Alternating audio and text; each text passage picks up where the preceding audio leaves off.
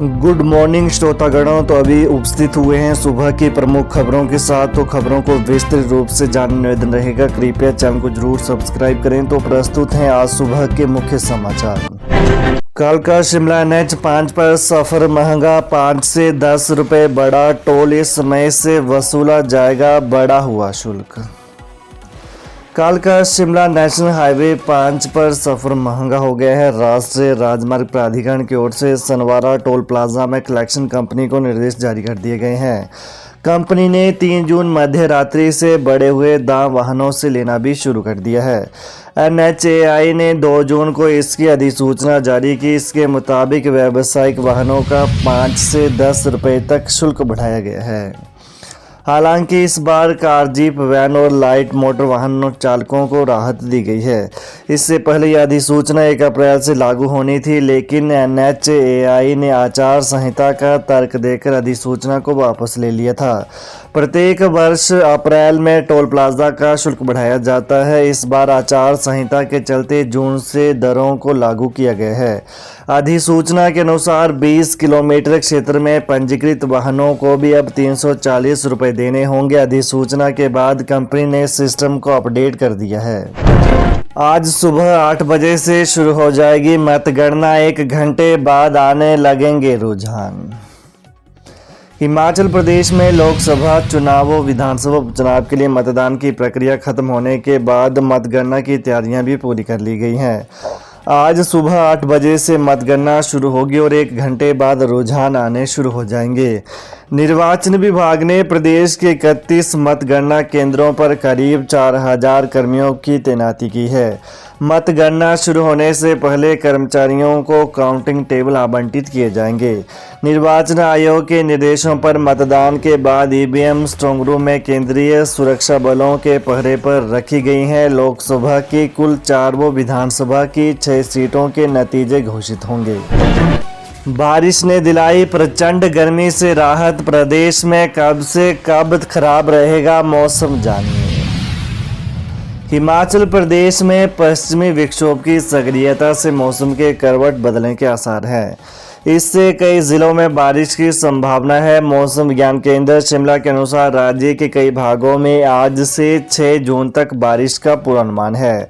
7 जून को भी मध्य व उच्च पर्वतीय 1-2 स्थानों पर बारिश हो सकती है। 8 व 9 जून को मौसम साफ रहने की संभावना है। विभाग के पूर्वानुमान के बीच किन्नौर की ऊंची चोटियों पर हल्की बर्फबारी हुई है।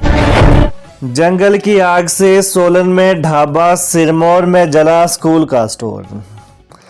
हिमाचल प्रदेश में आग की घटनाओं का सिलसिला जारी है। कई स्थानों पर आग घरों, अस्पतालों और स्कूलों तक पहुंच गई। पिछले 24 घंटों में प्रदेश के 10 स्थानों पर आग की घटनाएं सामने आई हैं। प्रदेश के कई स्थानों पर आग से बड़ा नुकसान हुआ है। नारागढ़ के घोलोवाल में आग से एक ढाबा जलकर राख हो गया। ढाबे की छत घास की बनी हुई थी, जिसने आग पकड़ ली और ढाबा और उसमें रखा सामान जलकर राख हो गया। घोलोवाल में यह ढाबा दिलवर सेन का था। दोपहर बाद 3 बजे अचानक जंगल में लगी आग ढाबे तक पहुंच गई और देखते ही देखते ढाबे की छत समेत पूरा ढाबा जलकर राख हो गया। सामान निकालने का मौका भी नहीं मिल सका। दूसरी ओर सिरमौर साधना घाट पंचायत में पशुओं का चारा जलकर राख हो गया।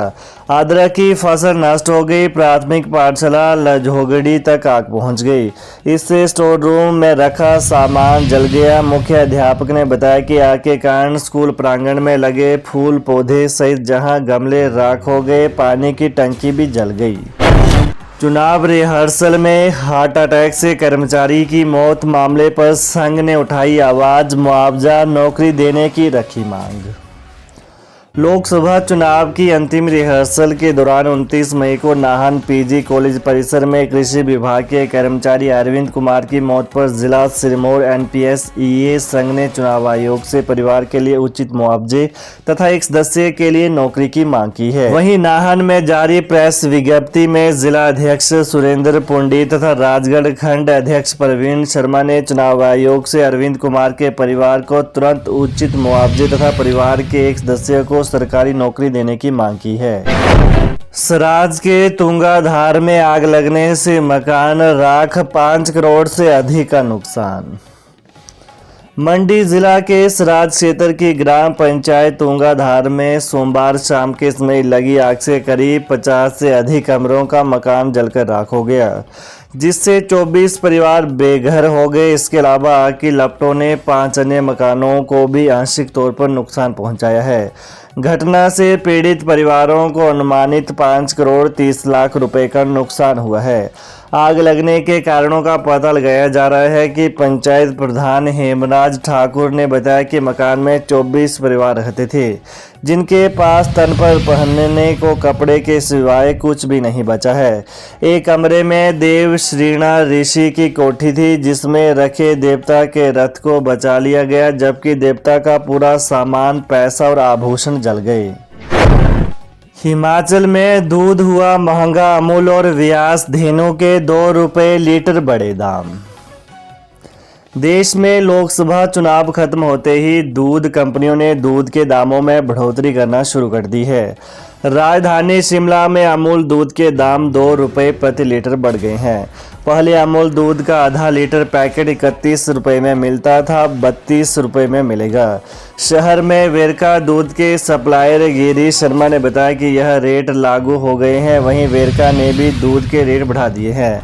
उधर कामधेनु हितकारी मंच ने अपने व्यास धेनु दूध में 2 रुपये प्रति लीटर की बढ़ोतरी कर दी है। चाइल्ड केयर लीव पर 3 विभागों से मांगी रिपोर्ट। हिमाचल सरकार ने महिला कर्मचारियों को 2 साल की पेड चाइल्ड केयर लीव देने को लेकर 3 मुख्य विभागों से रिपोर्ट मांगी है। स्वास्थ्य, शिक्षा और सोशल जस्टिस एंड एम्पावरमेंट यानी वेलफेयर विभाग से पूछा गया है कि यदि अवकाश राज्य की महिला कर्मचारियों को देना हो तो उसका क्या असर होगा। मुख्य सचिव प्रबोध सक्सेना की अध्यक्षता में इस बारे में हुई दूसरी बैठक में यह निर्णय लिया गया है। मुख्य सचिव ने इन्हीं विभागों को यह भी कहा है कि वो पड़ोसी राज्यों में भी जारी व्यवस्था के बारे में पता कर लें। इससे पहले मीटिंग के बाद कार्मिक विभाग को यह भी निर्देश दिए गए थे। स्वास्थ्य, शिक्षा और वेलफेयर जैसे विभागों में सबसे ज्यादा महिला कर्मचारी होती हैं। सुप्रीम कोर्ट ने राज्य सरकार को मुख्य सचिव की अध्यक्षता में एक कमेटी बनाकर महिला कर्मचारियों को चाइल्ड केयर लीव देने के निर्देश दिए हैं। उसके बाद मुख्य सचिव की कमेटी बना दी गई है। 2 बैठकें हो चुकी हैं और तीसरी बैठक में अब फैसला हो जाएगा। पेंशनर फोरम का फूटा गुस्सा, लीव एनकैशमेंट पर घेरा बिजली बोर्ड प्रबंधन, मांगा समाधान।